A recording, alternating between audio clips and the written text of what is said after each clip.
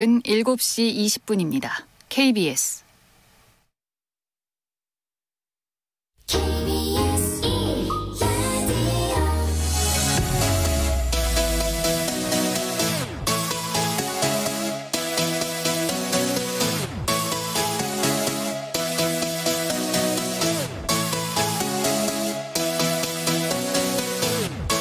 KBS 열린 토론.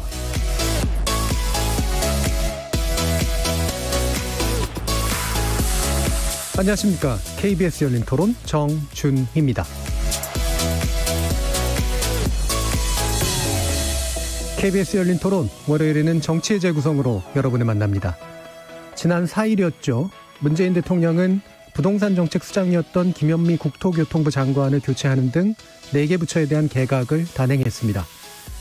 정부 여당은 내정된 인사들이 모두 전문성을 갖춘 적임자라면서 인사청문회에서 초당적인 협력을 요청했지만 국민의힘은 국면 전환을 노리는 개각에 불과하다며 송곳 검증을 예고했습니다. 전반부 토론에서는 이번 부분 개각이 이후 국정운영 방향과 어떻게 연결될지 짚어보도록 하겠습니다.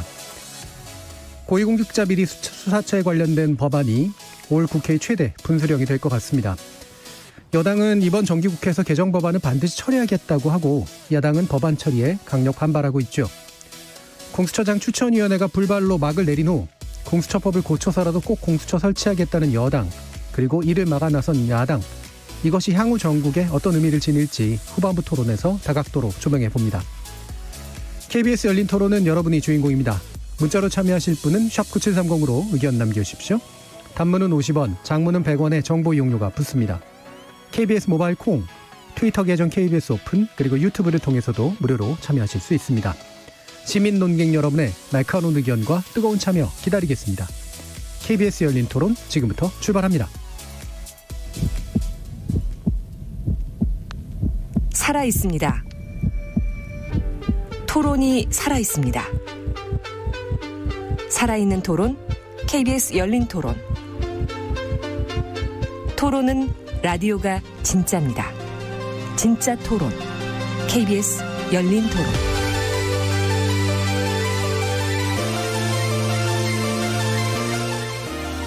정치를 보는 새로운 시선, 정치의 재구성에서 시작합니다. 함께해 주실 네 분의 논객 소개하겠습니다. 먼저 더불어민주당 장경태 의원 나오셨습니다.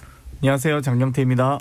국민의힘 이준석 전 최고위원 함께하셨습니다. 예, 안녕하세요. 이준석입니다. 국민의당 국민미래연구원장이시죠. 배재대 정현정 교수 나오셨습니다. 네, 안녕하세요. 전 정의당 혁신위원이셨던 김준우 변호사 모셨습니다. 안녕하세요. 김준우입니다. 자, 1부에서는 이제 개각 관련 얘기를 주로 일단 나누게 될 텐데요. 김현미 국토부 장관, 박능후 보건복지부 장관, 진영 행정안전부 장관, 그리고 이정옥 여성가족부 장관, 이 4명이 이제 교체되는 부분 개각 형태였었습니다. 개각이 이쯤에서 나올 것이다라는 예상을 하셨는지, 또는 그 판에 대해서 일단 어떻게 보고 계시는지 네 분 말씀 듣겠습니다. 먼저 장경태 의원. 일단 정권 초기부터 오랫동안 3년 반이나 있으셨던 분들이기 때문에 아무래도 이제 교체 시기가 됐다 이렇게 보여지고요. 이제 되었건 이 주요 정책들을 일단 지속적으로 문재인 정부의 국정운영 철학과 기조에 맞게 진행을 해오셨던 분들을 이어서 하실 수 있는 분들, 또 각각의 부처들이 과제들이 있습니다. 예를 들면 행정안전부 같은 경우는 앞으로 검경 수사권 조정이라든지 자치경찰제 시행에 대해서 아무래도 좀 그립감 있는 인사죠. 그렇기 때문에 앞으로 전해철 장관 후보자께서 이 경찰과 행정안전부를 지휘할 수 있는 적임자라고 보신 것 같습니다. 국토교통부 또한 가장 큰 현안이 부동산 정책인데요. 이 아무래도 세종대 교수를 역임하고 계시고 또 SH 사장, LH 사장 등의 주택 전문가로서 또 도시재생 전문가로서 이 변창흠 LH 사장이 장관 후보자로 내정됐고요. 특히 코로나 위기 속에서 이 보건복지부의 가장 좀 많은 이 노력들, 많은 고생을 하고 계시는데요. 여기에 대해서 전통 또 관료 출신의 이 박근혜 정부 때도 어찌됐건 복지부 기조실장을 했고요. 문재인 정부 와서 차관을 하신 정통 관료 출신의 이 권덕철 장관 후보자 같은 경우는 이 복지부의 어떤 사기 진작에 좀 많이 도움이 되시는 것 같고요. 여가부 같은 경우는 정영애 장관 후보자 같은 경우는 최초의 여성학 박사이자 또 사회복지학부 교수로 역임하면서 다양한 여성에 관련된 권익 향상과 이 연구를 하신 분입니다. 그렇기 때문에 뭐 계속 이 국정 운영의 기조와 철학을 공유하면서 이어나갈 수 있는 분으로 교체를 하신 것 같습니다. 예. 그러면 간단히만 교체해야 되기 때문에 교체 요인이 나선 건가요? 아니면 새로운 분의 어떤 면모가 더 어떤 국정 방향에서 더 중요한 어떤 면하고 연결되기 때문인가요? 제가 보기에는 뭐 어떤 분들이 뭐 경질 뭐 이런 식으로 표현하시고 유도하신 분들도 계시던데 제가 보기엔 교체 시기가 되어서 아무래도 이분들도 이 경무에 시달리다 보면 사실 3년 반이라는 시간은 뭐 많은 분들이 고위공직자로 근무하시면서 이빨이 빠진다거나 임플란트 많이 하시거든요, 사실. 이 경무에 시달리시기 때문에 좀 교체 시기가 되었다 보고요. 사람이 바뀐다고 해서 철학과 기조가 바뀌지는 않습니다. 정책은 꾸준히 유지되고 또 안정화 국면에 있다고 봅니다. 예. 이가 빠진다는 표현을 써서 이가 빠진 호랑이 꼴이 된다 이런 얘기인 줄 알았더니 실제로 물리적으로. 실제로 너무 이 스트레스가 심하니까요. 이가 빠진다고 하더라고요. 알겠습니다. 이준석 책은. 저는 결국 그 문재인 정부가 일방통행식 행보를 하다가도 지지율이 출렁일 때는 그래도 민심의 향배에 좀 관심을 기울이는 것 같다. 그런데 결국에는 개각이라는 것도 최근에 지지율이 아주 날카롭게 떨어지는 국면 속에서 이제 어떤 반전 카드를 만들기 위한 것은 명확해 보입니다. 근데 제가 뭐 봤을 때는 지금 문재인 정부가 만약에 진짜 다이어트를 하는 사람 비유하자 그러면은 뭐 녹차도 한 잔씩 마시고 그리고 운동도 하고 이런 괜찮은데요. 네. 야식 끊지 않고는 안 되거든요. 지금 그러니까 결국에는 지지율의 가파른 하락을 가져온 것은 독선적인 검찰개혁이 가져온 그 폐해다라고 볼 수 있는데 그거 빼놓고 다 하려는 모습을 보이고 있어요. 네. 그렇기 때문에 저는 이번 개각이 만약에 그런 중폭개각이라는 인식하에서 추미애 장관을 사실 교체할 수 있는 절호의 타이밍이었는데 유임시키면서 거꾸로 잘못된 시그널을 주고 있는 것이 아니냐. 그래서 그 부분이 굉장히 안타깝고 저는 전해철 후보자 같은 경우에는 뭐 아주 정치인으로서 경력도 오래 되시고 청와대도 계셨고 하기 때문에 뭐 지금 행안부 장관을 가면서 소위 말하는 부처 장악력이 굉장히 강할 것이다 이런 생각이 드는데요. 그러면 지금 행안부라는 부처의 부처 장악력이 왜 필요한가를 봤을 때 그 검찰 개혁이라는 얼개 안에서 검경 수사권 조정으로 인해 가지고 경찰의 역할이 이제 커지는 것이 첫 번째요. 그리고 두 번째로는 9월 달인가요? 그 여권에서 뭘 들고 나왔냐면요. 국가수사본부를 이제 만들겠다고 나왔었어요. 근데 이게 사실상 지금까지 경찰청장이 경찰 행정과 수사를 총괄하는 것에서 수사에 대한 총괄을 이제 그쪽으로 남긴다는 얘기인데 저는 여기서 굉장히 의미심장하게 보는 게 지금 추미애 장관과 윤석열 총장의 관계, 법무부 장관과 검찰총장 관계처럼 행안부 장관과 경찰청장 또는 수사본부장 같은 경우에도 이 지위의 관계가 있습니다. 네. 법적으로 규정된. 그렇기 때문에 혹시라도 이 새로 이제 수사본부를 만들고 거기에 지금까지는 경찰청장은 경찰 출신만 임명됐거든요. 네. 그게 아니라 이제 그런데 수사본부장은 여권의 아이디어대로라면은 변호사, 검사, 판사 등 뭐 법조 경력이 있는 분들이 누구나 지원할 수 있게 되어 있거든요. 그러면 공수처장 임명할 때처럼 결국에는 수사 전반에 대한 장악력을 높이기 위해 가지고 전해철 장관 후보자가 주도적인 청와대와의 소통을 하면서 그런 어떤 밀어붙이는 역할을 하지 않을까. 이게 네. 지금 야권의 솔직한 우려입니다. 네. 그럼 맨 마지막 이야기 간단히 더 질문을 드리면 이게 이제 검찰총장, 임기제 검찰총장하고 그다음에 같은 행정의 외청이긴 하지만 행정에 속해 있긴 하지만 경찰청장이라든가 수사본부장은 약간 지위가 좀 다르잖아요. 그 부분에 대해서는 어떻게 고려하세요? 오히려 그런데 지위가 외청이 독립된 형태보다는 오히려 수사본부의 형태로 경찰청에 소속되게 되면은 장악력이 더 강해질 것이다. 저는 이런 생각이 들고 사실 군도 보면은 그 참모총장은 군정을 담당하고 합참의장 군영을 담당하지 않습니까? 네. 그런 식으로 경찰 조직이 재편되는 것인데 그랬을 때 저는 이제 경찰 외의 조직에서 수사본부장으로 올 수 있다. 그런 개방형 직제라는 것 자체가 저는 결국에는 공수처장 임명할 때 이제 공정성 논란이 불었던 것처럼 결국 경찰에서도 비슷한 논란이 있을 수 있다. 네. 전 그런 우려가 굉장히 있고요. 저는 이제 자치경찰제라든지 여러 가지 산적한 정책적 문제도 이제 전해철 후보자가 다뤄야 될 것인데 사실 자치경찰제는 굉장히 심각한 문제입니다. 철학적으로 봤을 때 우리가 소방을 원래 자치소방을 하지 않았습니까? 그런데 문재인 정부 들어가지고 자치소방으로 지자체 간의 어떤 균형이 안 맞는 부분이 있다 보니까 국가직으로 전환하겠다 발표했어요. 네. 그런데 치안 업무에 해당하는 경찰 같은 경우 오히려 자치경찰제를 하겠다. 이거는 또 약간 이치에 맞지 않는 거거든요. 그러니까 저는 이런 것들을 전해철 후보자가 어떻게 풀어낼 수 있을지 청문회에서 그런 정책 검증을 저희 야당이 좀 했으면 합니다. 알겠습니다. 자, 그러면 정현준 교수님 말씀 들어볼까요? 벌써 뭐 할 얘기를 다 하셔가지고 그냥 이제 일종의 그냥 드는 평가이죠. 전반적인 개각을. 근데 이제 사실 우리가 개각을 왜 할까라는 근본적인 질문을 좀 던져보면 대통령에게 있어서 개각이라고 하는 것은 사실은 민심과 상당히 상관관계가 있는 거 아니겠어요? 예. 그러니까 민심이 굉장히 안 좋아졌다거나 또 특정한 어떤 정책 사안에 대해서 국민적 저항이 일어난다거나 또는 뭐 자신의 어떤 국정 지지율에 영향을 준다거나 그러니까 이럴 때 사실은 그 현 주소 그러니까 해왔던 여러 가지 사업이나 정책에 대한 일종의 반성 차원에서 또 신기 일전 차원에서 여론 환기를 그때 하는 거거든요. 그럼 지금 그 문재인 대통령의 국정 지지율이 지금 40% 이하로 내려가고 있는 시점에 그 근본적인 원인 제공의 이슈가 무엇이었냐? 첫째는 부동산 정책이었을 거예요. 네. 네, 부동산 정책이고 두 번째는 사실은 추윤 갈등이죠. 더군다나 그 추미애 장관이 사실은 이번에 윤석열 검찰총장을 징계하고 감찰하는 과정에서 법원조차도 사실은 그 절차의 부당성 또 그 감찰위원회도 사실 그 부당성을 얘기를 했단 말이에요. 그러니까 이런 상황들이 문재인 대통령의 국정 지지율에 영향을 줬고 국민들이 검찰개혁이나 여러 가지 사법개혁을 바라보는 시선도 굉장히 나빠지고 있는 시점이에요. 그러면 문재인 대통령 입장에서는 이 부분을 어떻게 환기시켜낼 것인가.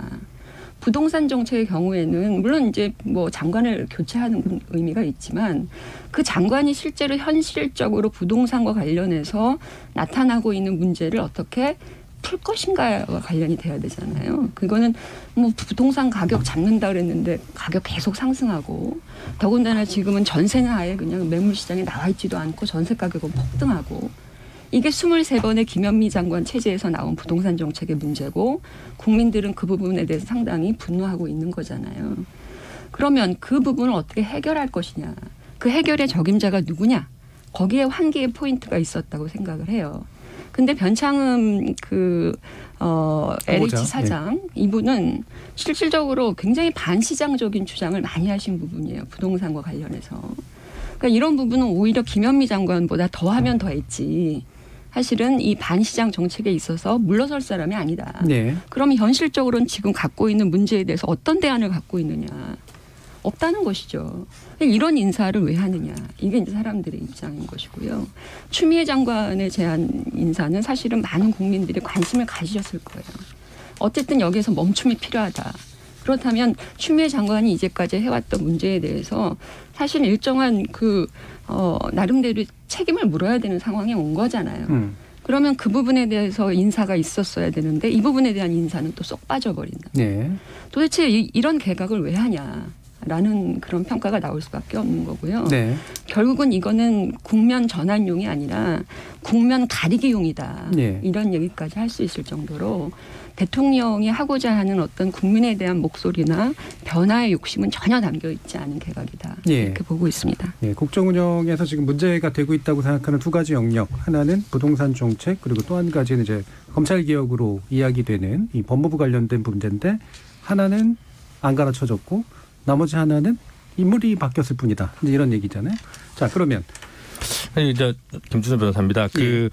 약간 저기 뭔가 좀 이렇게 안 맞는 거에 앞에 분들이 얘기하신 게 있어서 3년 반 지키신 거는 이제 박능우 장관만 그러신 거고 다른 장관분들은 3년 반 동안 임기를 채우신 건 아니죠. 그래서 약간 아까 장경태 의원님 말씀하신 게 약간 좀 팩트가 좀 틀린 게 있는 것 같고 경찰청법 자치경찰제 관련해서는 그 거대 양당이 합의해서 통과된 법안인데 이준석 의원께서 또 이렇게 문제다라고 무조건 지적하는 것도 조금 저는 좀 안 맞는 것 같고 그래서 하여튼 그 부분 좀 전제하고 좀 말씀을 드리면 경찰청법이 이번에 통과되면서 자치경찰제를 향해 가는 거는 저는 이제 좋은 시도라고 생각을 합니다. 다만 다만 이제 그 경찰의 권한이 이제 검경 수사권 조정으로 인해서 확대되는 가운데 그 내에서의 또 분권화를 통해서 권력이나 권한이 좀 쪼개지는 것들을 도모하는 의미가 있었기 때문에 저는 나름대로 그 취지 근본 문제의식은 좀 타당하다고 보여지는데요. 다만 그에 대한 통제 방안을 위해서 좀 경찰위원회가 조금 더 실질화가 되거나 합의제 행정기관으로 좀 갔으면 좋겠고 정의당 이은주 의원도 그런 안을 냈었는데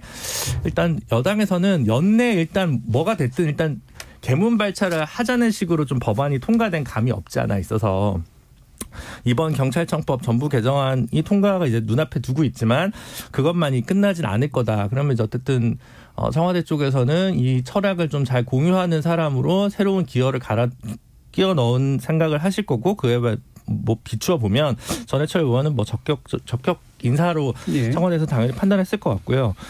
국토부 장관 같은 경우도 이제 지난주에 어쨌든 국정 지지도가 가장 낮게 나오면서 그 분석이 이제 검찰 개혁에 있어서 추미애 윤석열 두 분의 갈등이 너무 이제 과도하다라는 거 하나와 이제 부동산 문제 두 개를 주로 짚으시니까 일단 추미애 장관을 당장의 개각 대상으로 포함시키기 어려운 상황에서 국토부 장관이라도 반드시 좀 개각 대상에 포함시켰던 거 아닌가 싶고요. 이게 뭐 경질성이냐 아니냐라는 걸 가지고 평가는 여러 개 나뉠 수 있겠습니다만 어쨌든 이 정부가 가져가 했던 주거 안정에 관한 공급 정책, 주거 안정 임대 공급 정책과 관련된 철학을 공유하고 있는 변창흠 사장을 인선한 것도 뭐 저는 괜찮은 인선이라고 생각합니다. 예. 보건복지부 장관은 전 좀 의외였는데 왜냐하면 이 정부 국정 철학 중에 하나가 여성 장관 혹은 여성 고위직을 좀 어느 정도의 균형을 좀 맞췄으면 하는 문제의식과 고민을 되게 많이 가지고 있을 텐데 일단 국토부 장관 김현미 장관 내렸지 않겠습니까? 그러면 이제 저는 보건복지부 장관 정도는 여성 장관 예를 들어 보건복지부에서 쭉 활동하셨던 민주당의 뭐 삼선의 남인순 의원이라든지 이런 분으로 좀 인선하지 않을까라고 좀 생각을 했는데 정통 관료 출신을 임명을 해서 뭐 전문성은 갖추고 있겠습니다만 추후에도 추미애 장관, 박영선 장관 다 개각 대상에 포함될 거라고 보면 또 강경화 장관이나 이렇게 여성 장관에 대한 좀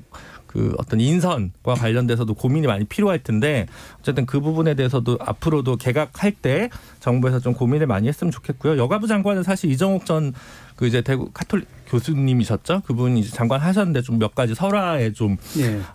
휘말리면서 뭐 교체가 불가피했다고 보여집니다. 그래서 뭐 사실 뭐 경무에 시달렸다기보다는 장관으로서 보임하면서 좀 적절하게 부처 장악이나 부처 지휘를 좀 못했던 부분에 대해서 교체 필요성이 있어서 일종의 뭐 문책성이라고 해도 과언은 아닐 것 같다는 생각이 들고요. 시민사회에서도 여러 차례 좀 필요성에 대해서 이야기를 좀 했던 것으로 알고 있습니다. 뭐 그래서 그냥 필요한 교체들을 그냥 한 것 같다는 생각이 들고요. 다만 좀 국정 쇄신의 분위기를 좀 내려면 조금 더 큰 폭의 교체가 좀 동반됐어야 되는데 일단 최소한의 교체만 일단 했다는 생각이 들고 물론 이제 이 정기국회가 마무리되고 나서 새로운 인선을 할 생각도 있었을 텐데 너무 이제 민심이 좀 지지도나 이런 게 낮아지다 보니까 일단은 먼저 국토교통부 장관 자리를 정점으로 해서 일단 교체를 통해서 뭔가 새로운 시그널이나 바람을 잡으려고 하는 것 같은데 조금 더 지켜보고 한두 달 안에 좀 추가적인 근데 개각이 어차피 예정돼인 만큼 그 개각에서 조금 더 개혁성이나 새바람을 좀 일으킬 수 있었으면 하는 기대입니다. 예. 지금 네 분 의견 들었는데요. 전반적인 평가를 들었기 때문에 약간 이제 좀 쟁점으로 좀 들어가서 얘기를 했으면 좋겠는데 지금 청취자 의견 좀 소개시켜 드리면 약간 부정적인 의견 주신 분들 먼저 정재두님 같은 경우에 추미애 법무부 장관 교체를 예상했었는데 이번 개각 명단에는 없더군요. 이번 개각은 큰 의미가 없다고 봅니다라는 부정적 의견 주셨고요. 1632님 같은 경우도 인사가 만사라고 했는데 교체 타이밍이 늦은 듯합니다. 이 정도 개각으로는 국민의 민심을 얻기는 힘들 것 같습니다라는 의견 주셨고요. 약간 다른 의견으로 유지희님 같은 경우엔 그렇다면 야권 입맛에 맞는 개각을 해야 하는 건가요? 국민이 원하는 개각을 해야지 야당이 원하는 개각을 얘기해서는 안 됩니다라는 의견 주셨고 권정환님은 기다려봐야 합니다. 정책이 바로 효과가 나타나는 게 아니잖아요. 그리고 개각 안 하면 또 안 한다고 뭐라고 할 거 아닙니까? 반대를 위한 반대입니다라는 또 의견도 주셨어요. 자, 그러면 일단은 먼저 개각 효과가 별로 없을 것이다라고 일단 두 분 우선 얘기를 해 주셨기 때문에 나름대로 개각이 효과가 있다라고 보시는지 장경태 의원 그리고 있다면 어떤 영역에서 나타날 거라고 생각하시는지 한번 의견 들어볼게요. 뭐 아까 이제 김준호 변호사님께서 말씀하셨는데 저도 이제 국토부 장관과 보건복지부 장관에 한해서 3년 6개월이다 뭐 이렇게 말씀드리고 싶은 거였고요. 예. 가장 중요한 것은 소위 핵심적 부서죠. 행안부, 국토부, 복지부. 지금 행안부 같은 경우는 어찌되건 검찰개혁의 한 축을 형성하고 있는 부처이기 때문에 매우 중요하고요. 국토부는 또 부동산 정책의 그 주무부처로서, 그리고 복지부는 지금 코로나 위기를 극복하는 부처로서 사실 민생 부처입니다. 세 개 다. 어찌되건 이 세 개의 부처 장관을 교체함으로써 새로운 어떤 또 민생 현안들을 챙기고 동력을 만들어가는 과정이라고 이해해 주셨으면 좋겠고요. 오히려 지금 이 거론되는 법무부라든지 조금 이 민생과 좀 떨어져 있는 그런 상황에서 굳이 지금 아직 정기국회가 끝나지 않은 시점에서 어떤 쟁점을 만들 필요도 없고요. 또 한편으로는 이 검찰개혁의 완성이 결국 법무부 장관의 역할이기 때문에 앞으로 검찰총장에 대한 징계라든지 공수처 설치라든지 그런 것들을 완성을 하고 완료를 하고 임무를 충실히 수행하시고 나서 교체에 대한 이 거론이 되는 것이 맞지, 그 전에 교체 사실 제가 이제 글도 썼는데요. 독립운동이 시끄럽다고 해서 친일하면 안 된다. 마치 검찰개혁이 당연히 개혁 과정에서 특권을 해체하는 과정은 당연히 시끄러울 수밖에 없습니다. 기득권이 당연히 저항할 것이고요. 그렇기 때문에 그런 과정에서의 법무부 장관으로서의 충실한 또 임무를 수행하고 계시기 때문에 좀 다소 시끄럽다고 해서 그걸 교체 사유로 들 수는 없는 것 같아요. 그렇기 때문에 우리 청취자께서 말씀하셨듯이 야당 입맛에 맞는 개각은 할 수 없는 건 아니겠습니까? 그렇기 때문에 좀 더 이 검찰개혁 과정을 또 믿고 또 지켜봐 주시면 좋을 것 같습니다. 자, 그럼 또 한 가지 지금 행안부 장관 새로 전해철 의원이 지금 지명이 됐는데, 공통적으로 아까 그립감이라는 표현을 쓰셨습니다. 어쨌든 장악력, 부처 장악력이 꽤 있을 것이다. 근데 그 장악력을 어떻게 해석할 것이냐의 문제죠. 장악력의 방향이 지금 야당에서 우려하는 방향으로 가는 거냐, 아니면은 여당에서 생각하는 그 개혁의 방향에 맞는 그런 장악력이냐는 문제인데, 그 질문이 두 개로 다시 쪼개지는데요. 장악력이 있다라고 일단 생각하시는 근거는 무엇인지랑, 그다음에 그 장악력이 어떻게 쓰일지예요. 이 부분은 김준호 변호사님. 일단 소위 삼철이라고 하는 대통령과 친분이 어느 정도 있고 굉장히 많은 시간 오래 있었기 때문에 인사나 여러 가지 부분에 있어서 혹은 예산과 관련돼서 여러 가지 커뮤니케이션 채널이 되게 다양하고 원 내에서의 여러 의원들과도 굉장히 원활한 소통 관계를 구축하고 있는 분이기 때문에 부처에서 필요한 요소들을 충분히 확보할 수 있는 힘, 정치적 자원이 있다. 네, 그런 게 있다는 거고요. 두 번째는 경찰 개혁을 어쨌든 하고 권한을 배분하는 구체적인 과정들이 동반돼야 되지 않습니까? 근데 사실은 그럴 때는 내부 부서에서 갖고 있던 권한들이 자꾸 변화되는 거기 때문에 사실 이거는 정통 관료나 아니면 예를 들어 경찰청 출신 관료한테 맡길 수 있는 일은 또 아닙니다. 그런 면에서 봤을 때는 오히려 조금 직접적인 이해관계가 없거나 그를 개혁이 필요할 경우에 개혁의 주체가 스스로 될 수 있는 사람을 장관 지위에 올려놔야 된다고 저는 생각을 하기 때문에 장관 정치인 출신 장관, 그리고 사실 그 전에도 박근혜 정부 때도 그렇고 대부분 경우에 정치인인 분들이 장관을 역임하는 경우가 많이 있었습니다. 그런 점들도 생각해 볼 때 저는 나쁘지 않은 인선이다라고 생각합니다. 네. 장악력의 실체에 대해서 우리가 얘기를 함에 있어서 그냥 추미애 장관이 어떻게 해왔는가를 보면 될 것 같아요. 추미애 장관은 법무부에 대한 장악력을 크진 않은 것 같아서. 법무부에 일정한 어떤 장악력이 있을 것으로 법조인이었고 당대표를 했고 그다음에 이 정권의 검찰개혁의 내용들을 잘 알고 있고, 사실은 이 검찰개혁의 모든 과정들이 정권이 원하는 대로 그 개혁의 지향점대로 스무스하게 갈 거라고 생각을 했어요. 오히려 조국 장관보다도 훨씬 더 그런 정치적인 어떤 기술이라든지 이런 것들을 활용하면서 갈 거라고 생각을 했는데, 막상 이분들이 행정관료의 수장이 되면서 행정부처의 수장이 되면서 실제로 해왔던 여러 가지 과정들을 보면 이걸 과연 장악력이라고 얘기할 수 있는지, 물론 전해철 의원이 그런 전례를 답습해 갈 거다라고 단정할 수는 없겠지만 이 정치인 출신들이 실제로 행정부처에 들어와서 하는 어떤 일의 과정과 절차의 여러 가지 문제와 모순점들, 이런 것들이 실제로는 우리가 좀 반면교사 삼아야 될 것이 있다는 것이고요. 저는 행정학 쪽을 전공한 사람인데 요즘에 일선 공무원들하고 얘기를 많이 나눠보면 공무원들 일선 공무원들 입장에서 장관이 온다는 얘기는 자기 부처의 모든 전반적인 업무에 대한 수장이잖아요. 네. 그래서 뭔가 이제까지 해왔던 부처 차원에서 열심히 해왔던 일들을 좀 챙기고 또 이런 일들에 대해서 힘을 좀 북돋아주고 잘할 수 있게 예산도 좀 많이 따오고 뭐 이제 이런 어떤 관계들을 설정하고 있는데 문재인 정부에 들어와서 이 장관들은 이 조직하고 사실은 굉장히 괴리가 있는 거예요. 네. 그러니까 오히려 이 국정의 어떤 중요한 그 개혁 과제들 이런 쪽을 위해서 아까 그 장경태 의원은 그립감이라는 표현을 쓰셨는데 그 그립을 거기서 잡는다라는 것이거든요. 네. 일종의 코드 활동들을 하기 위해서 장관이 오기 때문에 실제로 아랫단에서 여러 가지 업무를 수행하는 공무원들의 업무 과정에서는 별로 도움이 안 되는 경우가 많다라는 얘기들을 많이 해요. 근데 전해철 이 의원도 지금 당장 검경 수사권 조정과 관련해서만 얘기를 하지만 이 사람 그 일만 하는 사람이 아니에요. 네. 행정안전부 장관은 선거 관리도 해야 되고 지방자치단체도 관리해야 되고 행정안전부의 사무 범위가 굉장히 넓단 네. 말이죠.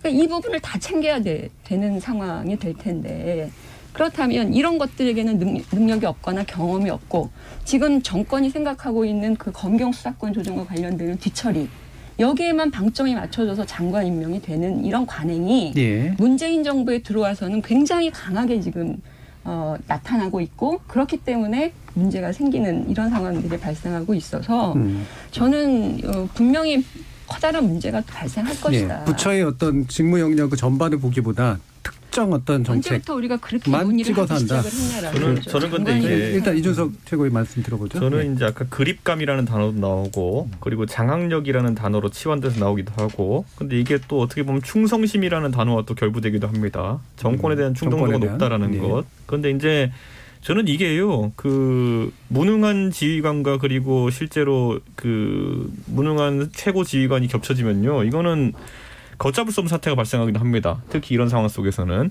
자, 이게 사실 검찰개혁에 대해서 아까 장경태 의원이 하면은 독립운동이요, 안 하면 이건 친일이다 뭐 이런 식으로 이제 표현을 비유했는데 물론 비유지만은 이렇게 구호에 대해서 선악을 나눠버리게 되면요.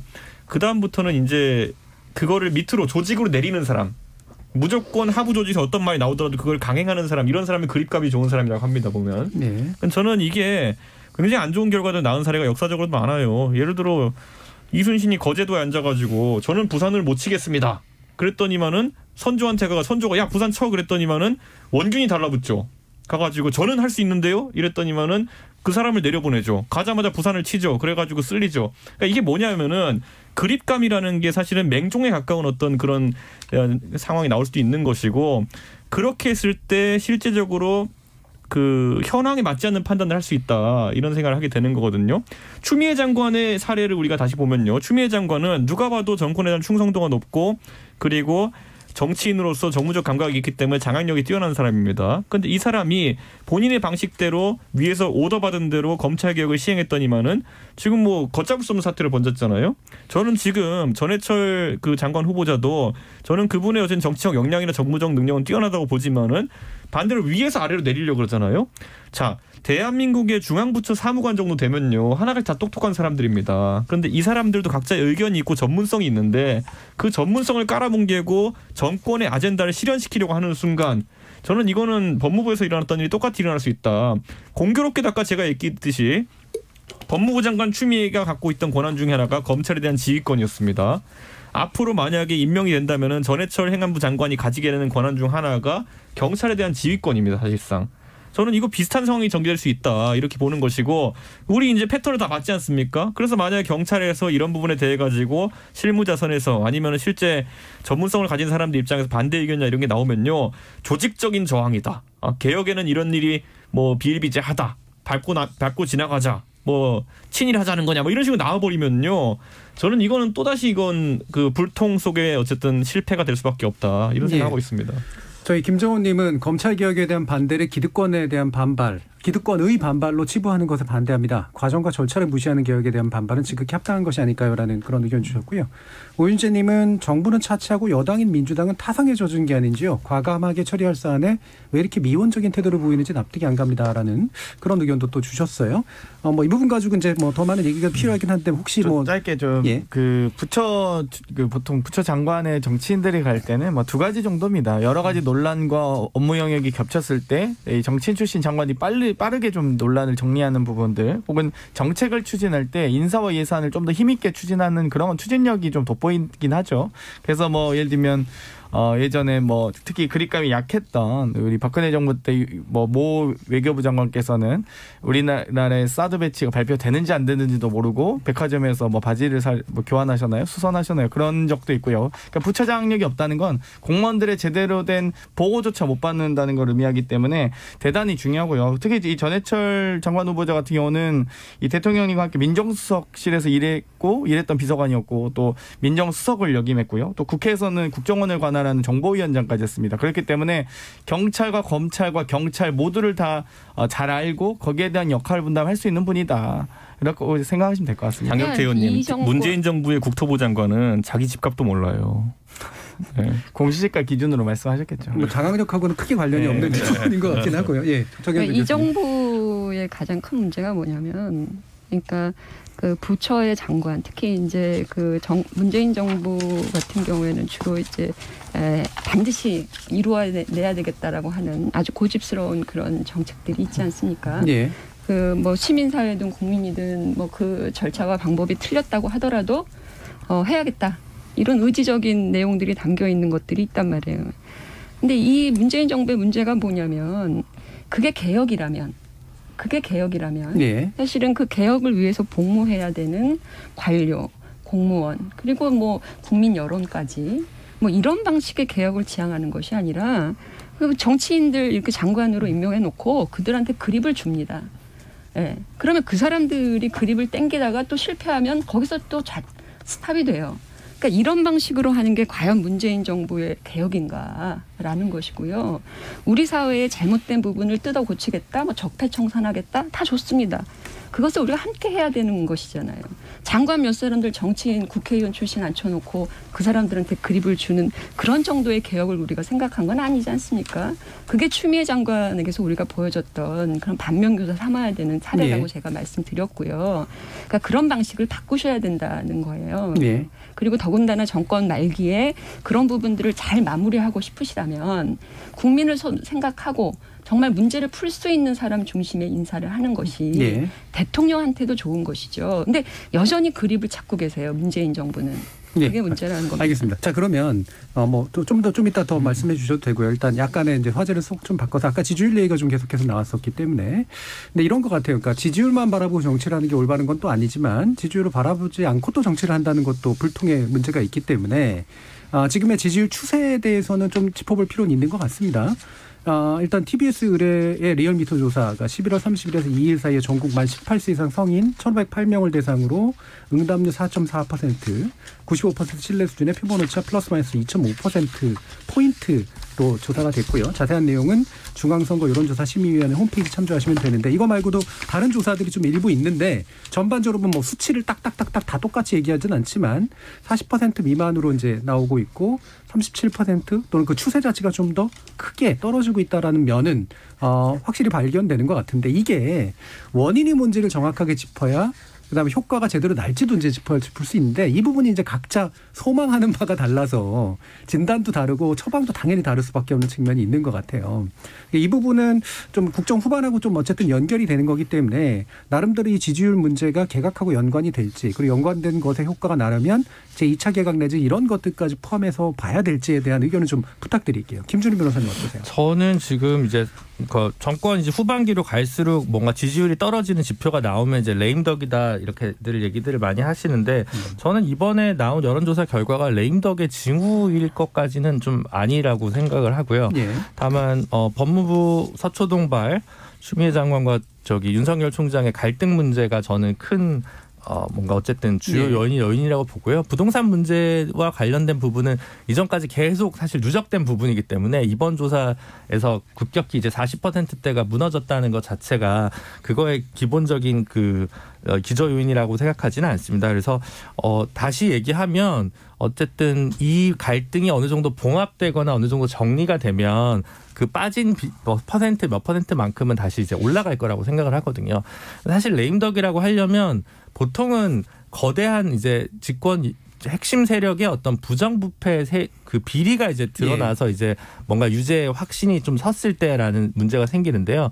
최근에 이제 뭐 그 검찰에서 주의 깊게 보고 있는 이제 원전 관련한 문제 같은 경우는 절차적으로 뭔가 이제 문제가 있었다라는 부분에서 직권남용이나 뭐 이제 이런 것들이 문제가 된 건데 그 자체가 사실은 뭔가 이권이나 뭐 인허가와 관련된 특혜, 비리와 연관되는 성격의 것은 아니거든요. 그러니까 그게 뭐 예를 들어 조사가 더 나와서 검찰의 생각이나 뭐 제1야당의 생각처럼 뭔가 이제 문제가 있다라고 해서 형사처벌을 받을 수도 있겠죠. 근데 그게 예를 들어 이걸 해줘가지고 뭔가 거대한 뭐 이권과 비리가 있는 건 아니기 때문에 보통 그런 경우의 건들은 그렇게 국정 운영에서 정확하게 그러니까 엄청난 타격으로 중대한 타격으로 작용하지는 않는다고 봅니다. 그래서 오히려 빨리 지금 현재 검찰개혁과 관련된 수없이 좀 수다한 갈등들을 제대로 매조지으면 요건 해결될 수 있고 이걸 장기화하면 이게 계속 부담으로 계속 남을 거다. 그렇게 보고 있습니다. 예, 지금 2005님이 걷잡을 수 없는 사태라고 보지 않습니다. 검찰개혁을 하려니까 검찰총장이 돌변한 겁니다. 여기서 물러서면 안 됩니다.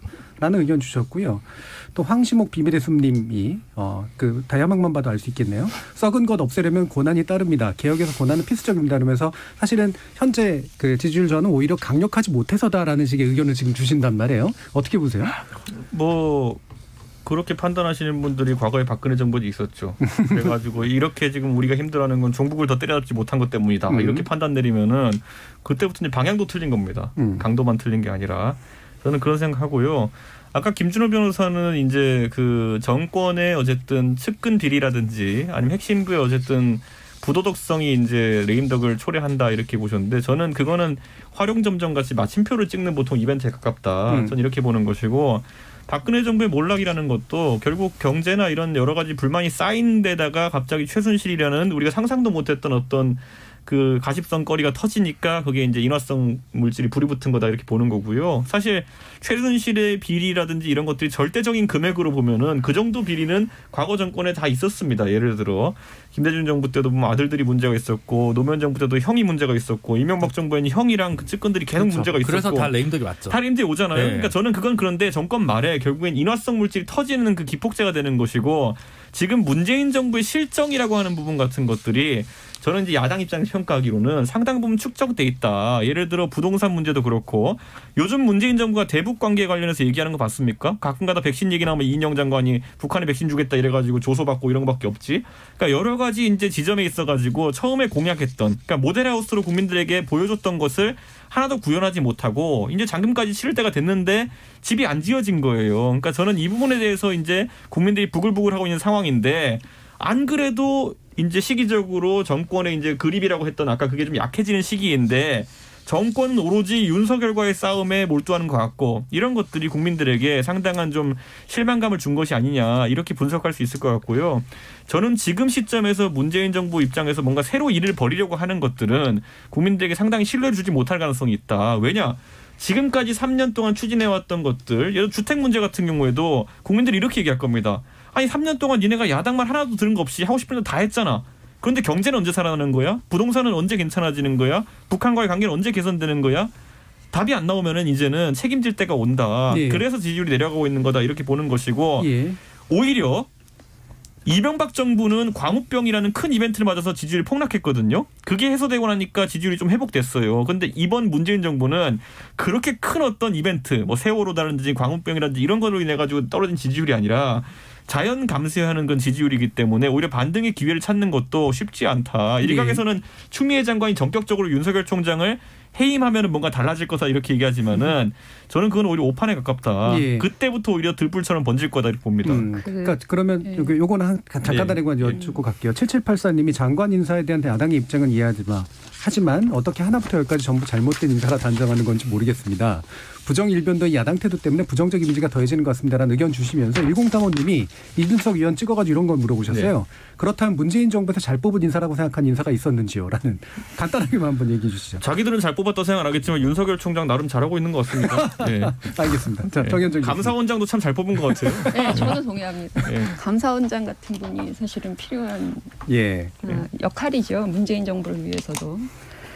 근데 이제 레임덕이라는 거 아까 우리가 얘기를 했잖아요. 네. 그 레임덕이라는 거는 우리가 5년 단임제 대통령 국가이기 때문에 이쯤 되면 사실은 레임덕이 오는 건 맞아요. 네, 보통은. 우리가 레임덕을 측정하는 지표로 이렇게 한간에는 여론조사 지표를 쓰잖아요. 네. 근데 이제 여론조사를 통해서 국민적 지지가 얼마나 빠지고 있느냐 이걸 갖고도 레임덕을 볼 수 있는데 이미 이제 단임하는 대통령이 실제로 행정 전반에 대한 어떤 장악력이라고 하는 거는 이쯤 되면 약해질 수밖에 없는 상황이에요. 다른 말로 하면 대통령의 발이 되어줘야 되는 그런 공무원들이 실제로 이제 대통령 임기가 얼마 남지 않으면 방만해지거든요. 네. 그리고 또 권력 교체가 어떻게 이루어질지 모르기 때문에 이제 그런 상황이라고 하는 점에서 이걸 가지고 뭐 레임덕이다 아니다 이렇게 얘기하는 건 의미가 없고요. 다만 문재인 대통령은 좀 상황이 특이한 점이 많이 있었어요. 네. 이게 지지율이 이렇게 확 빠지는 게 아닌데 그거는 문재인 대통령이 잘해서일 수도 있지만 저는 코로나가 굉장히 중요한 역할을 했다고 봅니다. 그러니까 정권 이만쯤 되면 과거에는 코로나라는 변수가 없었어요. 뭐 대북 그 변수가 있으면 대통령 지지율이 낮다가 올라가고 뭐 이런 정도의 부침은 있었는데 우리가 코로나 전국을 계속해서 유지해 오면서 국민들은 기본적으로 정권의 안정적인 유지를 원하는 게 기본이거든요. 네. 보수와 진보를 다 떠나서 그런 상황이기 때문에 그런 조건임에도 불구하고 지금 이 지지율이 그동안 안 떨어지던 게 변동이 있다라고 하는 점을 좀 이해를 해야 될 것 같아요. 근데 그 내용을 들여다보니까 결국은 중도층의 지지가 빠지고 있다는 겁니다. 네. 그러니까 원래 민주당을 지지하고 문재인 대통령을 지지했던 그 20% 이상의 지지는 강고하게 유지가 되고 있어요. 아까 말씀하신 것처럼 뭐 그립감이 부족해서 또는 돌파하는 능력이 부족해서 이래서 지지를 철회하는 그런 여론보다는 실제로 중도층이 가 있었던 그 코로나 위기도 있고 그리고 그동안의 중도층이 문재인 정부에서 갖고 있던 그런 호감적 내용들이 딱 한 가지 문제를 통해서 이게 바뀌기 시작한다는 겁니다. 두 가지 문제. 그게 바로 아까 말한 것처럼 이 정부가 하고 있는 게 개혁일까? 라고 하는 것이죠. 그런 의심을 주게 만든 것도 원인 제공도 사실은 문재인 정부에서 한 거예요. 국민들은 그 개혁을 믿었죠. 검찰개혁, 기득권개혁 믿었지만 실제로 개혁 과정에서 나타나는 모든 조치들을 보면 절차도 어기고 문제가 있고 마치 윤석열 총장 하나 잘라내는 것밖에는 없는 듯한 이런 인상을 준 것의 책임은 문재인 정부에서 만들어낸 건데 제가 볼 때는 중도층이 그 부분에 대해서 개혁 과제에 대해서 회의를 느끼기 시작했다라고 하는 점이 중요한 지점인 것 같고요. 또 하나는 그 20대, 30대 층의 지지가 많이 좀 빠지는 것 같아요. 보면. 이거는 결과적으로는 부동산 문제가 있는 것이죠.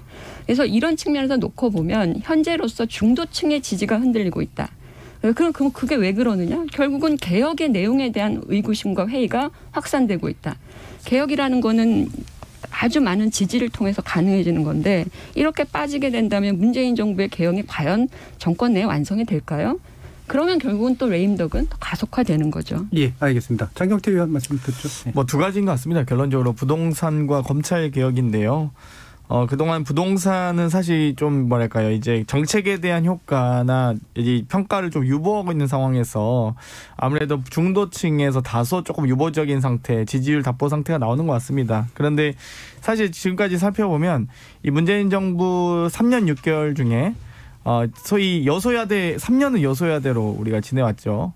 소위 27년부터 20대 총선까지 저희가 과반 의석도 없었고 정책을 실질적으로 추진할 수 있는 지금 사실 의석이 없었기 때문에 이제 와서 저희가 6월에 이제 개원하고 또 또 7월에 이제 소위 부동산 3법을 통과시켰죠. 이제서야 실질적인 어떤 소위 이 국정 운영의 철학이 이제 좀 발휘하려고 하는데 그것마저도 사실 이제 국민의힘은 야당은 반대하고 있어요. 그래서 내년 6월부터 실질적인 효과가 나타나기 시작하면 저는 분명히 정책의 효과에 대한 평가는 중도층이 이제 해주실 거라고 보고요.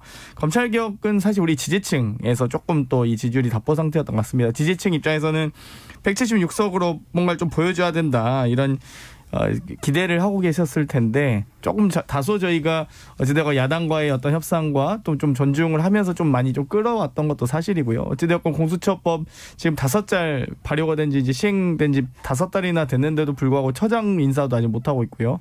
검찰 개혁을 하리라 믿었던 윤석열 총장 같은 경우는 이 검찰이 가지고 있는 갖은 이 특권을 바탕으로 법무부 장관을 상대로 정말 이 소위 검찰 개혁을 저항하는 이 투사로 등극하셨기 때문에 이 과정이 참 너무 안타깝고요. 거기에서 국민들, 특히 국민 중에서도 민주당을 지지했던 분들은 검찰 개혁의 속도가 좀 다소 좀 실망스럽다라고 기대에 못 미친다라고 보신 것 같기 때문에 아무래도 이제 지지층과 중도층 모두에게 이 지지율을 좀 다소 잃은 부분이 있는 것 같습니다만 저희가 올해 안에 공수처 법안이라든지 민생 법안들 정말 뭐 특히 이 김종인 대표께서 이 공정 3법 통과시켜 주신다고 하시고 또 이명박근혜 두 대통령에 대한 사과를 하신다고 하셨기 때문에 부디 그렇게 하시면서 저희가 정말 좀 더 진짜 나라다운 나라를 만드는데 같이 함께 했으면 좋겠습니다. 저희가 이게 제가 잠깐 말씀드리면 뭘 또 사람들이 모순을 느끼는 제가 말씀드리는 게 조금 싫으시면 아니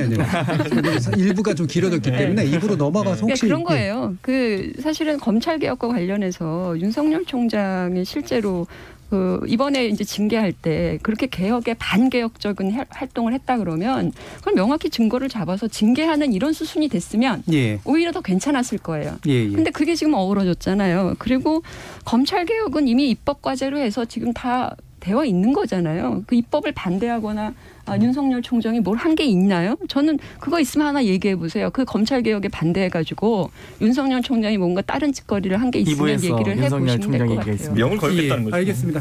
지금 양 의원님은 아마 장경태 위원의 어떤 힘을 실어주는 이야기인 것 같은데 지지율 하락이 나오게 된 이유는 개혁에 대한 지지부진함 때문이다라는 그런 이야기를 주셨고요. 근데 서지훈님 또 이런 이야기를 주셨어요. 민주당은 180석으로 공수처 개정은 하겠지만 공수처법 개정은 하겠지만 세로법 개정은 못할 거고 중대기업처벌법은 더 누더기로 만들 것 같아 우려됩니다라는 그런 의견도 주셨는데 이 얘기들이 2부에서 또 일부 논의가 되니까요. 1부의 논의는 일단 이 정도까지 하고 2부에서 공수처법 개정안과 기타 법률 개정에 관련된 이야기들 간단히 좀 나눠보도록 하겠습니다. 지금 여러분은 KBS 열린 토론과 함께하고 계십니다. 토론이 세상을 바꿀 수는 없습니다. 하지만 토론 없이 바꿀 수 있는 세상은 어디에도 없습니다.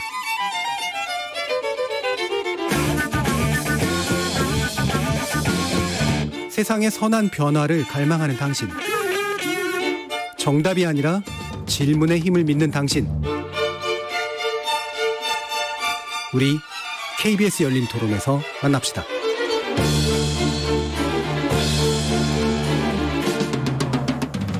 KBS 열린 토론 정치의 재구성 함께하고 계십니다. 전 정의당 혁신위원이신 김준우 변호사, 국민의당 국민미래연구원장, 정현정 배재도 교수, 이준석 전 국민의힘 최고위원, 그리고 더불어민주당 장경태 의원 이렇게 네 분과 함께하고 있습니다.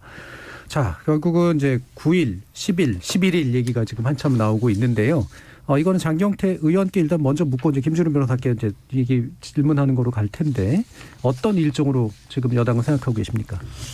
뭐 일단은 이 검찰의 대검이죠. 정확히 대검의 요청으로 징계위를 일단 연기는 했습니다. 그래서 아마 9일에 있을 본회의 이후에 공수처법 개정이 통과되고 나서 혹은 경찰 관련된 경찰청법이라든지 검경수사권 조정에 관련된 법들이 통과되고 나서 10일에 징계위가 열릴 것으로 예상이 되고요. 그 이후에는 이제 징계위의 결과에 따라서 검찰총장의 거취가 결정되고 또 대통령께서 또 추인하는 이 과정이 있을 걸로 예상이 됩니다. 그래서 아마도 이제 검찰 개혁 과정에서 좀 잘하리라 믿었던 그동안의 검찰 개혁의 핵심은 인권 수사였습니다. 그러니까 소위 정말 검찰이 기획 수사나 표적 수사나 별건 수사나 그런 어떤 과거의 구태적인 행태들을 보여주지 않길 바랬는데 뭐 판사를 사찰한다든지 혹은 이 어떤 기자와 검언 유착을 한다든지 그러니까 부인이나 장모 혹은 측근들의 비위 사실에 대해서 좀 이 묵인하는 듯한 역할을 하신다든지 정치적 발언들에 대한 책임들 그런 부분들에 대해서 징계위가 아마 의미 있는 논의를 할 걸로 예상이 되고요. 아마 이후에 징계위의 어떤 결정에 따라서 검찰총장 또한 자신의 거취를 거기에 이제 뭐 법무행정의 한 일환으로서 따라야 되지 않을까라고 생각합니다. 네, 김준우 변호사는 일정에서 어떤 게 변수가 제일 크다고 보세요?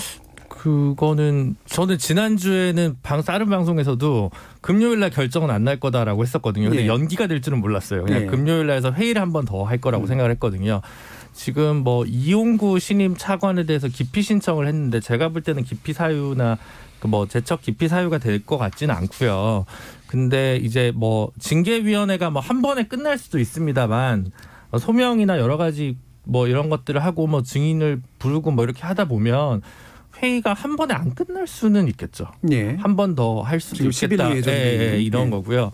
2일로 잡혔다가 4일로 잡혔다가 10일로 변경되는 과정에서 법리적 다툼은 있었죠. 그 최초에 이게 검사 징계법에 있는 모든 절차는 법상 형사소송법을 준용하기로 돼 있는데 그러면 첫 번째 기일 전에 5일 전까지 문서를 송달받아야 되는데 이제 그거를 지키지 않았다라고 이제 윤석열 총장 쪽에서 주장을 했던 것이고요. 2일자가 어차피 2일에 원래 잡혀있던 회의에서 그것이 이제 전달됐기 때문에 상관없다라고 하는 게 법무부 주장이었는데 어쨌든 논란을 줄이기 위해서 10일로 이제 연기는 된 상황이었고 그러면 이제 10일 날 징계위원회에서 그날 결정을 할 수도 있겠죠. 그래서 특별한 지금 상황에서는 윤 총장 측에서는 또 뭐 여러 가지 그 법리적 다툼을 하겠습니다만 결정적으로 제가 볼 때 크게 문제 잡을 거는 없다고 보이고요. 다만 저는 여전히 윤석열 총장이 징계 사유에 된다고 생각하지만 그 당시 직무배제는 타당하지 않다고 생각을 하는 쪽이었고 법원에서도 이제 의뢰 그렇게 판단했습니다. 근데 그게 이제 징계 사유가 안 된다는 의미는 아니고 근데 징계 사유가 된다는 것과 징계 수위가 바로 해임이나 이렇게 연결되는 건 아니라고 생각이 들어서 근데 징계 수위가 글쎄 제가 변호사로서 제가 뭐 검찰개혁에 대한 입장이나 윤석열 총장의 어떤 스탠스에 대한 호호랑 무관하게 지금까지 보여준 모습이 법리적으로 봤을 때 해임 사유에 이른다고 생각하진 않거든요. 그래서 만약 징계위원회가 해임을 결의한다면 그리고 대통령이 그걸 승인한다면 추후에 윤석열 총장은 뭐 소송을 통해서 다툴 것이고 그 부분과 관련해서는 법원이 윤석열 총장의 편을 들어줄 가능성이 되게 크다고 생각합니다. 예를 들어 예전에 교육부 공무원이 국민은 개돼지 발언했다가 면직이 됐지만 그 복직 소송에서 복직을 하셨다가 아마 다시 사임을 하신 걸로 알고 있어요. 그러니까 그런 수위가 어느 정도냐에 따라서 이 논란이 앞으로 어떤 식으로 번질 것이냐가 좀 정리되지 않을까 싶고 그래서 그 부분과 관련해서도 징계위원들도 굉장히 고심이 많지 않을까 싶습니다. 징계위원회가 한 번의 결정은 못 내릴 거다. 그리고 내리더라도 해임이 쉽지 않을 만약에 거다. 된다면 그 이후로 다시 논란은 여러 가지로 클 거다. 이준석 최고위원. 저는 지금 시점에서 우리가 뭐 중간 과정을 생략하고요. 국민들이 이제 징계의 세세한 부분을 살필 거라는 보지는 않습니다. 많은 국민들이. 다만 이제 결과를 놓고 거기서 책임 소재를 많이 가릴 텐데 이번에도 이제 가처분에 대해 가지고 결과를 보고 많은 국민들이 판단했거든요. 추미애 장관이 다소 성급했구나라는 판단을 내리고 거기에 대한 비판 여론이 많이 가해졌는데 자 아까 김준우 변호사가 말한 것처럼 만약에 이게 경징계가 혹시 나오는 상황이다. 그렇다면은 그러면 직무정지까지 시키고 이렇게 뭐 검찰 간의 갈등을 초래한 추미애 장관 쪽의 비판 여론이 비등할 가능성이 높습니다. 뭐 검사 측에서 예를 들어 일부 관례상 잘못한 일이 있다 하더라도 그게 뭐 윤석열 총장이 지시한 것인 게 드러난 것도 아니고 특히 뭐 이게 뭐 아주 뭐 특정한 위법인지에 대한 판단도 지금 내려지지 않은 상황 속에서 이렇게 일을 만들었다는 거는 결국 추미애 장관에 대한 비판으로 돌아갈 거고요. 징계가 안 나오면 이것도 더 심각합니다. 징계가 안 나오면은 더 큰 비판을 받을 테고요. 징계가 나온다 하더라도 이미 국민의 상당수가 윤석열 총장에 대해 가지고 대권 주자로 인식하고 있는 국면이고 일부 조사에서는 여당의 후보를 이기는 결과가 나왔습니다. 그리고 지금 일부 여론조사 기관에서 했던 추미애 장관과 윤석열 총장의 책임 소재 중에서 추미애 장관의 책임 소재가 더 크다는 조사들도 있는 가운데 해임이라는 결정이 나오게 되면은 이거는 실질적으로 옳고 그름 또는 윤석열 총장이 진행할 소송의 결과와 관계없이 상당한 비판의 역풍 속에서 문재인 정부 고장할 가능성이 있다. 이게 뭐냐면 예전에 유승민 의원이 원내대표 연설하고 나가지고 뭐 증세 없는 복지는 허구다 그래가지고 찍혀서 나갈 때 보면은 국민들이 그 말이 옳고 그름을 판단한 것이 아니에요. 저런 말을 하고 하는 행동에 대해 가지고 정권이 보인 태도를 바탕으로 판단을 내리고 그때부터 박근혜 정부의 추락이 시작되었다 전 보는데 지금도 윤석열 총장에 대해 가지고 옳고 그름을 가리는 과정 이외에 많은 국민들이 이미 판단한 겁니다. 저 한 사람을 찍어내기 위해 가지고 저 여권에서는 집단적으로 린치를 가하고 있구나 이런 인식을 심어주게 되면은 저는 이거는 뭐 극복하기 어려운 그런 정권의 치부가 될 것이다 이런 생각을 합니다. 네, 정현정 교수님. 저는 이제 우리가 질문이 그거잖아요. 이제 징계위원회가 과연 이제 10일 날 열릴 거냐, 네. 뭐 또 결과는 어떻게 나올 거냐. 근데 저는 사실은 지금 상황에서는 결과보다도 이게 일정이 더 중요하다는 네. 생각이 들어요. 그래서 징계위원회가 한 번 더 미뤄질 가능성도 있지 않나라고 예. 조심스럽게 예측을 하는데 사실은 뭐 징계 절차를 빠르게 가동시켜서 뭐 답을 가지고 어떻게 해보려고 하면 스무스하게 갔을 텐데 지금 상황을 놓고 보시자는 거예요. 지금 상황은 행정법원에서 판시 결과를 보니까 거기에 그 충분한 방어권도 보장을 해주지 않았다. 이런 얘기가 있고요. 그리고 그 방어권이라 함은 징계 내용도 지금 윤석열 총장 쪽에서는 받지를 못하고 있는 것 같아요. 그 조사가 어떻게 됐는지, 나의 징계 내용이 뭔지 이런 것들에 대한 내용 지금 이제 받지를 못한 상황이고, 더군다나 그 징계위원회 위원들이 누군지도 지금 정보공개 청구를 해놨는데 그것도 받지를 못했다는 겁니다. 그러니까 이런 윤석열 측의 총장의 대응이 뭐냐면 여전히 이 절차적 과정에서 훼손을 받았다라는 어떤 그런 내용들을 가지고 드라이브를 하고 있다고 생각을 해요. 예. 그러니까 대통령께서도 절차적 타당성을 계속 강조하신단 말이에요. 근데 이 절차적 타당성의 내용이 갖춰지지 않은 상태에서 지금 어떤 결론이 나온들 사실 이 결론에 대한 어떤 신뢰도를 높이기는 어려운 상황이라는 게 지금 현실이거든요. 예. 그래서 저는 윤석열 검찰총장의 측의 요구도 있지만 이것을 진행해 나가는 그 정부 쪽에서도 사실은 이 절차의 내용성을 어떻게 갖추고 결론에 이르느냐에 더 많은 방점을 찍을 것이다. 예. 그런 과정에서 지금 상황으로서는 상당히 촉박한 것이고요. 왜냐하면 그런 내용들 제공도 안 했다. 뭐 기피할 사람도 아까 차관 기피한 거는요. 유일하게 아는 명단이 그 사람밖에 없기 때문에 기피 신청을 했다는 거예요. 그러니까 위헌 명단을 모르니까 기피 신청을 못하는 상황이거든요. 그러니까 이런 절차를 계속 가동시킨다면 이게 상황이 별로 좋을 게 없다고 저는 판단을 내리고 있다고 보고요. 그래서 내용성을 더 갖추려고 할 거고 또 하나는 9일 날 공수처법이 본회의에서 통과되느냐 안 되느냐. 이것도 하나의 중요한 관건일 거라고 생각을 해요. 그럼 이런 모든 것들을 감안할 때 당장 10일로 예정되어 있는 징계위원회를 반드시 열어야 될 이유가 있겠느냐라는 생각이고요. 한 번 더 수년하거나 또는 그 변경될 가능성도 없지 않아 있다 이렇게 보고 있습니다. 절차적 정당성의 문제에 있어서는 아까 김주름 교수님하고 지금 정현준 교수님 사이 약간의 의견의 차이가 있는데 뭐 굳이 여기서 더 많이 밝히진 않고요. 시간이 이제 거의 다 됐기 때문에 거의 마지막 그 이야기들이 되지 않을까 싶은데 결국 공수처법 이제 9일 시도 오늘 이제 법사위에서 시도한 소위에서 시도한 게 있었고요. 자, 이 밖에 이제 결국 가장 올 연말을 장식할 어떤 강한 화제거리가 되지 않을까 싶은데 과연 국민의힘은 어떤 방법들이 있는 건가가 궁금해져요. 뭐 필리버스터 얘기도 많이 나오고 그다음에 뭐 지금 여러 가지 농성하는 그런 단계이기도 하고 그런데 실질적으로 어떤 게 가능합니까? 실질적으로 뭐 통과되는 걸 막을 수 있는 방법은 없겠죠. 하지만 지금 이제 공수처라는 것에 대해서 사실 공수처 구호로 존재할 때는 굉장히 순결한 존재지만은 실제 적용을 하려다 보면은 이제 굉장히 무리수가 많다라는 거 입법 과정이 그랬었고요. 그리고 지금 공수처의 맛보기 버전을 계속 추미애 장관이 보여주고 있다. 저는 이렇게 봅니다. 왜냐하면은 공수처의 입법의 최대 그 구실이 뭐였냐면요. 견제받지 않는 검찰 권력에 대한 견제. 이런 것들이 원래 목표였거든요. 자, 추미애 장관이 검찰 권력을 견제하기 위해 사용하는 방법들을 보면은 처음에는 검찰과 갈등 관계에 있는 보통 범죄자죠. 범죄자들이 옥에서 편지를 씁니다. 그러면 추미애 장관이 그걸 받아들고 한동훈이 엄청난 죄를 지었네? 이런 다음에 갑자기 직무 배제시키고요. 그다음에 검찰 조사시킵니다. 안 되면 가가지고 핸드폰 빼들려고 몸을 날리기도 해요. 그렇게 한 다음에 결국엔 아무것도 안 나오니까 여론전을 펼칩니다. 그다음에 지금 이제 뭐 윤석열 총장 해임하려고 거의 뭐 이거는 전 정권이 달려들어가지고 린치를 하고 있습니다. 이게 지금 검찰 권력을 견제하는 추미애 장관의 방식이에요. 그런데 이게 공수처가 도입되게 되면은 비슷한 패턴이 조금 더 정형화돼서 나타날 겁니다. 예를 들어 이제 감옥에서 검찰에게 본인이 억울한 수사를 받았다고 생각하는 사람은 편지를 쓰면 됩니다. 어디로?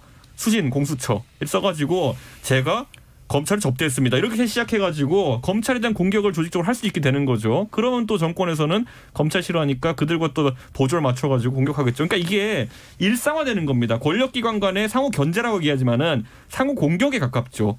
이거를 받아들이라는 겁니다. 국민들한테. 이거를 아마 국민들이 공수처의 예고판 버전을 추미애 장관을 통해서 다 확인한 상태이기 때문에 여론이 과거의 공수처라는 그 단어의 순결성에만 의존할 때보다는 좋지 않을 것이다. 저는 이렇게 봅니다. 그 상황에 대한 어떤 진술은 뭐 정치적 견해에 가깝기 때문에 뭐 사실에 대한 진술이라기보다는 그런 말로 이런 프레임으로 설득하겠다라도 들려요. 일단 국민들에게. 자, 그러면 장경태 의원은 어떤 식으로 강행하실 수 있습니까? 아무래도 아마 이제 검찰 일단 윤석열 총장이 사람에 충성하지 않는다고 했는데 자기 일신에 좀 충성하고 있는 것이 아니냐. 검찰 내에서의 평가들도 제가 듣기로는 이 소위 이 중앙지검장과 검찰총장 하는 과정에서 그동안의 과거의 검찰총장들은 어떤 조직에 어떤 해가 되는 일이 있을 경우에 예를 들면 중수부를 뭐 폐지하려고 뭐 이명박 정부 때 시도하거나 이럴 때는 검찰총장이 총대를 메고 항명의 의사로 옷을 벗었거든요. 근데 정말 이 윤석열 총장은 특이한 케이스입니다. 뭐 이미 대검발 검찰개혁안을 많이 냈어요. 예를 들면 지검장들 차량이나 이런 것들 다 개혁하고 나름 포토라인 없앤다고 하고 사실 자기 조직에 폐가 되는데도 불구하고 자기 자리를 지키기 위해서 이렇게 오랫동안 버틴 사례는 없다라고 보여지고요. 사실 아마도 앞으로의 이제 소위 징계위원회의 어떤 결과는 제가 보기엔 빨리 나오지는 않을 것 같습니다. 아마 좀 몇 차례 이 징계위원회를 거치면서 여러 가지 증언들이 나오지 않을까. 예를 들면 그 피의자 신분이 김봉현 씨가 아마 이제 중앙지검장 시절에 어떤 여러 가지 뭐 사례라든지 그런 어떤 제보들, 윤석열 총장이 그동안의 이 사례들이 아마 현직 총장의 지위에 있지 못할 상황까지 가지 않을까. 과거에 뭐 조국 장관도 그런 얘기 하지 않았습니까? 이 보수 언론에서 이 검찰을 지휘하는 수장으로서 검찰 포토라인 서지 않는 그 부끄러운 역사를 그러니까 부끄러운 역사를 만들지 말라고 하였듯이 검찰총장으로서 검찰의 포토라인에 서는 일은 없도록 해야 된다라고 보여지기 때문에 앞으로 많은 이 윤석열 총장에 관련된 비사실들이 많이 징계를 통해서 나올 것이고 아마 그런 것들이 많이 언론을 통해서 밝혀질 것이라고 기대하고 있습니다. 아니, 왜 그걸 징계를 시작하고 확인하냐고요. 자, 지금 두 분의 이야기가 공수처법 개정에 관련된 어떤 밀어붙이는 대국민 설득 구조랑 그다음에 막아 나서는 대국민 설득 구조의 어떤 이야기가 좀 되기를 바랬는데 사실 여전히 검찰총장 선인 것 같아요. 일부의 반복인 것 같은데 저는 근데 여야가 이번 어쨌든 예산도 6년 만에 시기적으로 합의했고 뭐 저는 마음에 안 들지만 경찰청법도 합의했고 또 뭐 공정경제 3법도 어느 정도 정리가 될 것 같고 공수처법 같은 경우도 지금 물밑 협상이랑 지금 강경 노동 양원 전략을 민주당은 다 사용하고 있는 것 같아요. 그래서 근데 개인적으로 봤을 때 이제 본안 통과 전 끝 단계까지만 이제 해두고 바로 이거를 근데 본회의 통과를 시켜서 이 문제를 전부 정리를 하고 싶겠죠. 사실은 공수처법 새로 통과가 돼서 공수처장이라도 빨리 한시 앞에 임명되면 글쎄요. 추미애 장관 입장에서는 그걸 모멘텀 삼아서 사의를 좀 표명하고 싶어서 누구보다 간절히 바랄 수는 있을 것 같습니다만 저는 이 7분의 6을 5분의 3으로 바뀌는 개정이 만약에 그 개정 안에 정확히 이제 포함이 된다면 아직은 좀 이르지 않나라고 개인적으로 지난번부터 좀 말씀을 드렸거든요. 그래서 연내까지는 조금 더 공수처장 임명에 관한 합의를 도출해보는 모양새를 여야가 좀 했으면 좋겠다는 거고요. 만약에 내년 뭐 한 1월 정도까지도 계속 이 문제가 전혀 답보 상태에 일군다면 그때는 이 5분의 3으로 통과되는 게 불가피하거나 아니면 며칠 내까지 해야 된다라거나 이제 그 백혜련 의원 아니든 김용민 의원 아니든 그런 문제의식을 좀 받아서 개정할 필요는 있다고 생각하는데 지금 당장 뭐 이렇게 12월 안에 혹은 뭐 12월 10일 안에 꼭 이것을 처리하는 것은 다소 조금 추미애 장관이 직무배제를 했던 것처럼 다소 좀 거친 한호 빠른 그런 움직임은 아닐까라는 우려는 있습니다. 예, 정현준 교수님.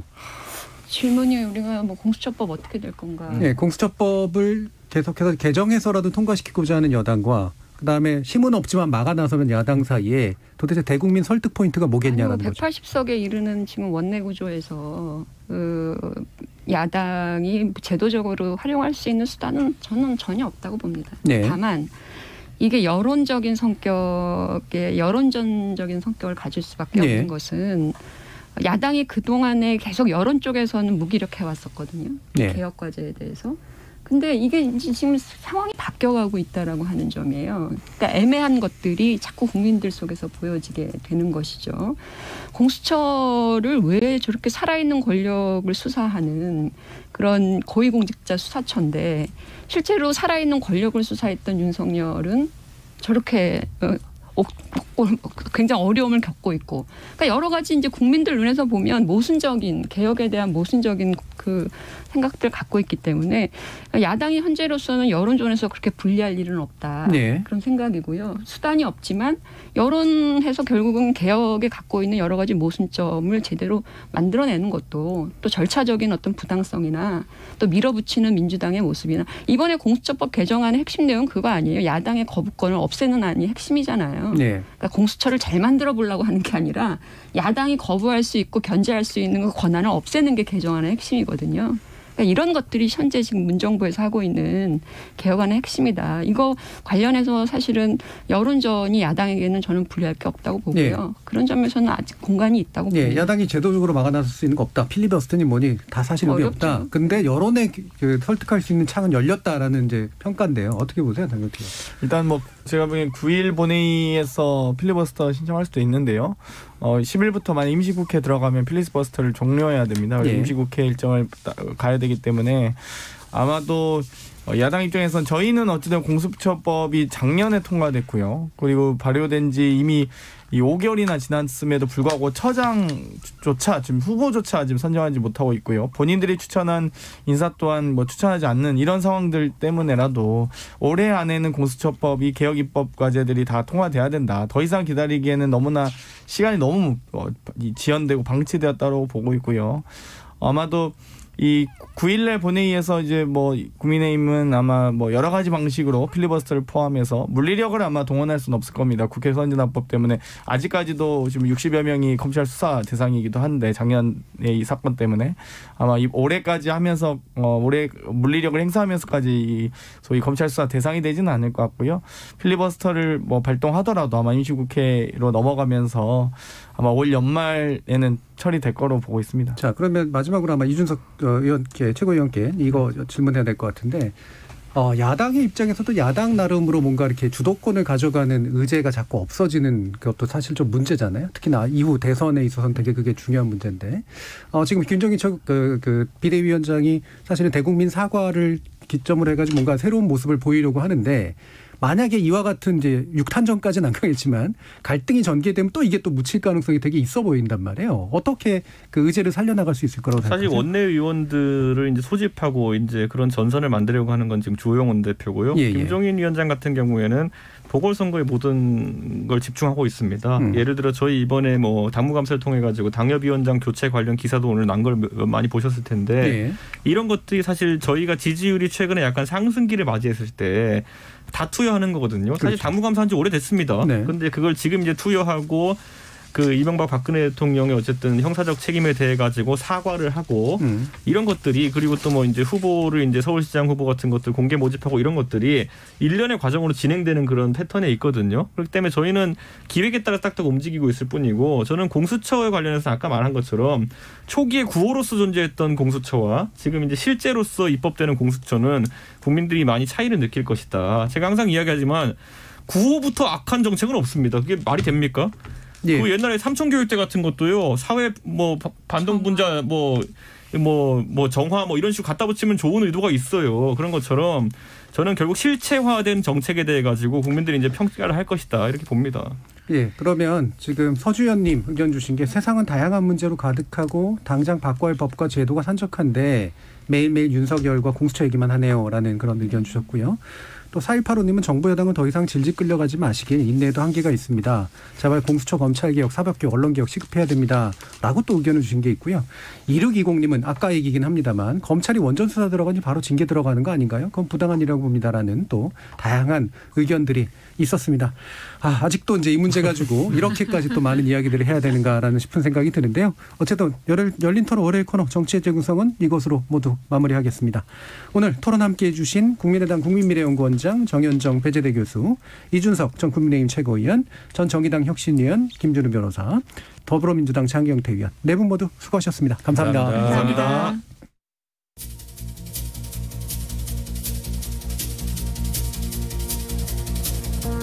매년 연말이 되면 미디어를 장식하는 단골 소재가 있죠. 수학 능력 시험과 한파의 상관관계, 크리스마스, 그리고 보신각 타종 행사.